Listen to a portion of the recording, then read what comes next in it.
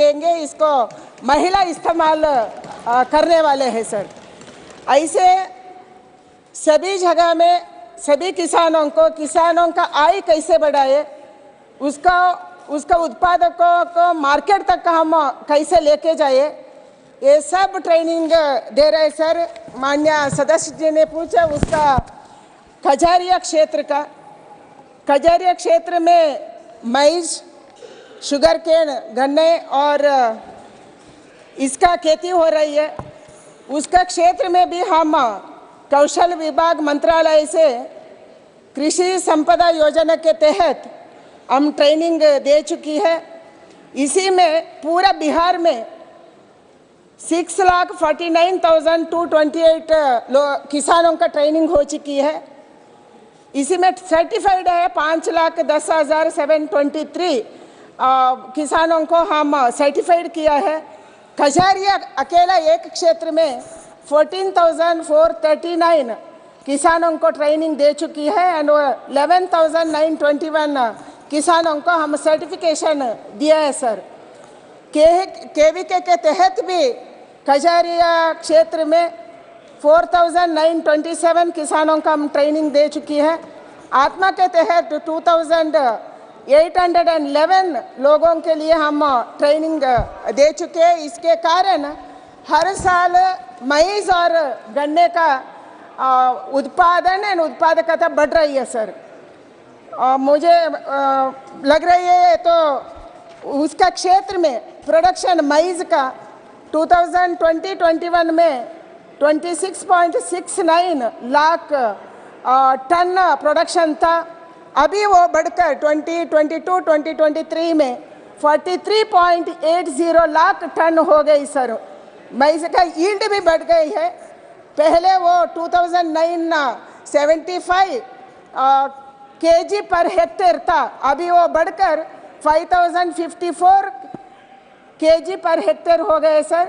Sugar cane का area भी बढ़ा है एंड इसका यील्ड भी बढ़ा है। पहले वो 54,766 kg पर हेक्टेयर था, अभी बढ़कर 60,627 kg गन्ने का पर हेक्टेयर हो गए सर।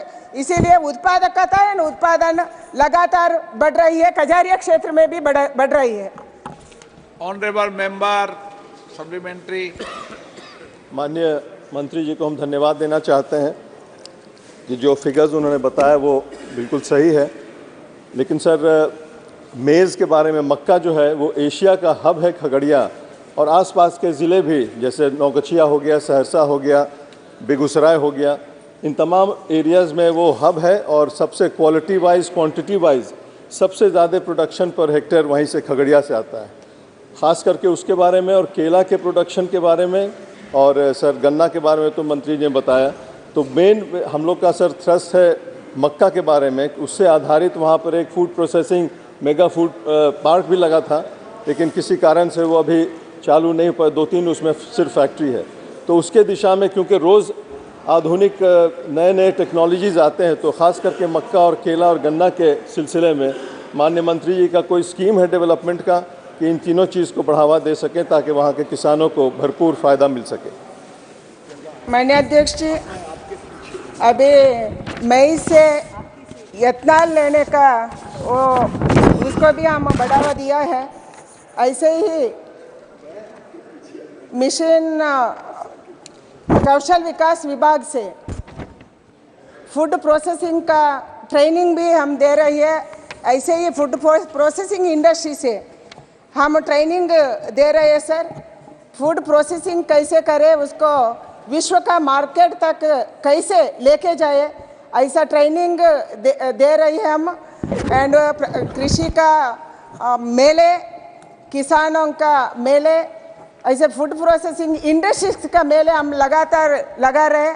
उसके क्षेत्र में बिहार में भी हम लगाए हैं एंड पर्टिकुलरली खजारिया क्षेत्र को भी हम आगे उसको देखेंगे sir. Shri Pratap Rao Jadhav.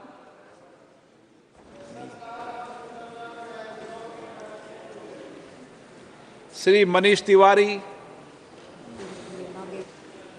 Shrimati Kanimozhi, Thank you, sir. In the reply, they have mentioned about training farmers to use drones, but in most of the rural areas, drones are not available. And what has the government done for drone production and making sure that drones are available for farmers to be using them? Thank you. Sir, this is on the ongoing process. हम drone को अभी KVK में रखे हैं sir. अलग अलग private company को भी ड्रोन उत्पादक के लिए हम मदद दे रहे हैं. KVK में अभी ट्रेनिंग हो रही है. किसानों को ट्रेनिंग देना, उसका प्रदर्शन करना वो चालू रखे है सर. मैं पहले क्वेश्चन में बताया है सर, अब प्रधानमंत्री का वो इच्छा अनुसार 15,000 ड्रोन दीदी को हम ट्रेनिंग देंगे.